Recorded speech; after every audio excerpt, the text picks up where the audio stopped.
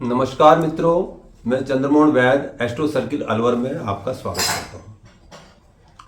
मित्रों, आज अपन बात करते हैं कुंडली में तीसरे भाव की, तीसरे घर की।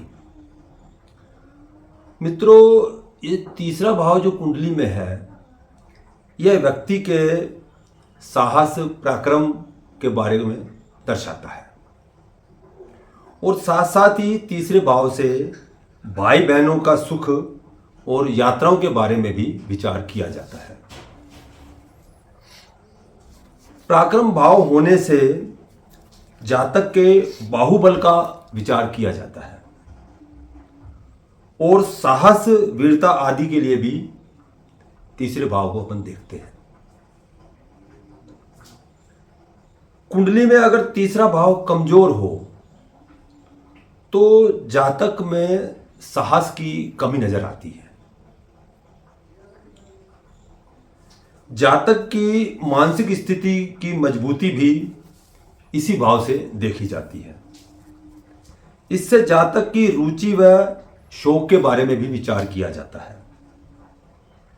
तीसरा भाव लेखन की भी जानकारी देता है। इस भाव से जातक में संगीत के प्रति लगाव को भी देखा जाता है। इस घर में जो भी राशि होती है उसके गुणों के अनुसार ही जातक के शौक को कैसे होंगे, उसके कैसी उसकी विचार शक्ति होगी, उसके बारे में विचार किया जाता है। वैदिक ज्योतिष में तीसरे भाव को सहज भाव भी कहते हैं और काल पुरुष की कुंडली में जो तीसरा भाव है उसमें मिथुन राशि आती है, जिनके स्वामी बुध महाराज होते हैं। और इस भाव से शरीर से संबंध के बारे में समझें तो जातक के गर्दन, हाथ, कंधे, कॉलर बोन, ऊपरी छाती, कान, श्वास नलिका और हाथ के बारे में जाना जा सकता है। आओ कुंडली के तीसरे भाव में विभिन्न ग्रहों के बैठने के प्रभाव के बारे में भी जरा जानकारी लें। अगर तीसरे भाव में सूर्य महाराज बैठे हुए हैं तो जातक का संचार के विभिन्न रूपों पर ध्यान केंद्रित करने की संभावना होती है। आप यात्रा करने के शौकीन होंगे और लोगों के संपर्क में रहने से आपको आत्मविश्वास और जीवन में रुचि बनी रहती है। आप स्वयं शिक्षित और अत्यधिक कुशल भी होंगे। अपने कार्यों के फलों से जुड़े रहेंगे। अगर तीसरे भाव में चंद्रदेव विराजमान हो तो जातक को स्वाभाविक रूप से कल्पनाशील, सहज और ग्रहणशील बना देता है और यह आपकी इच्छाओं के लिए बहुत ही लगाव लाता है। आप महान मध्यस्थ बन सकते हैं और अपने भाई बहनों को काफ़ी लगाव रहता है, भाई बहनों के साथ काफ़ी प्रेम भाव रहता है। इसी तरह तीसरे भाव में बृहस्पति देव होने से जातक की मानसिक क्षमताओं में बहुत वृद्धि होती है।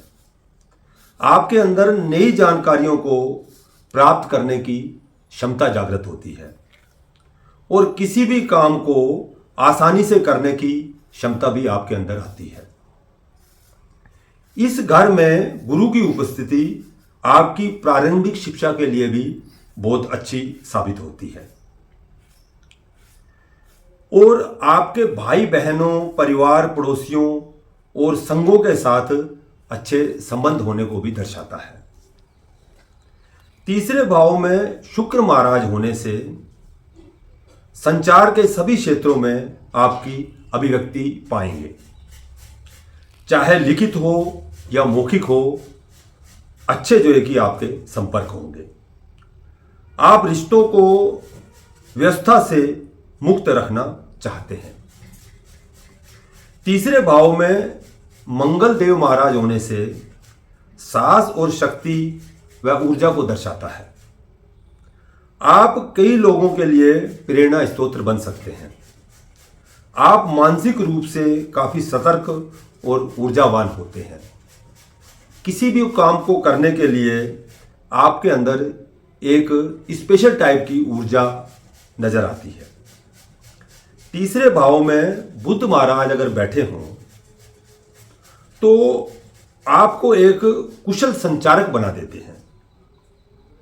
आप में साथियों के बीच सहयोग की प्रवृत्ति होती है। बुध आपके लिए मन की बातों को व्यक्त करना आसान बना देता है। आपकी बुद्धि और कौशल का स्तर बहुत ऊंचा होता है। इसी तरह हम अगर विचार करें कि शनिदेव आपके तीसरे भाव में बैठे हैं तो शनिदेव की उपस्थिति को आप व्यवस्थित और गंभीर बना सकती है। आप वो मित्र बनाएंगे जो आपसे पुराने हैं या बड़े हैं। नई परिस्थिति, नए लोग, उनसे आपका जो संपर्क होगा वो धीमा होगा। तो इसी तरह अगर हम विचार करें कि तीसरे भाव में अगर राहुदेव बैठे हैं,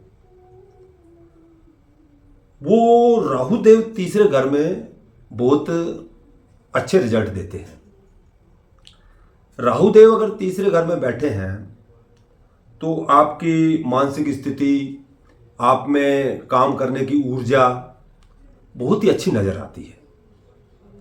इसी तरह हम बात करें केतुदेव की, तो अगर केतुदेव आपके तीसरे भाव में बैठे हैं तो आपके कौशल और जानकारी की बहुत ही महारत होती है आपके अंदर। और केतुदेव और राहुदेव का जो है कि बैठना काफी ठीक होता है तीसरे घर में। तो इस तरह की जानकारी हम तीसरे भाव से ले सकते हैं। तीसरा भाव मुख्य रूप से देखा जाए तो यह इंसान को ऊर्जावान बनाता है, काम के क्षेत्र में एक पराक्रमी बनाता है। तो इस तरह की जानकारी के लिए आप हमारे चैनल को सब्सक्राइब करते रहें, जिससे हमारा मनोबल बढ़ता रहे और हम आपके लिए नई नई जानकारियां लाते रहें। जय भोलेनाथ।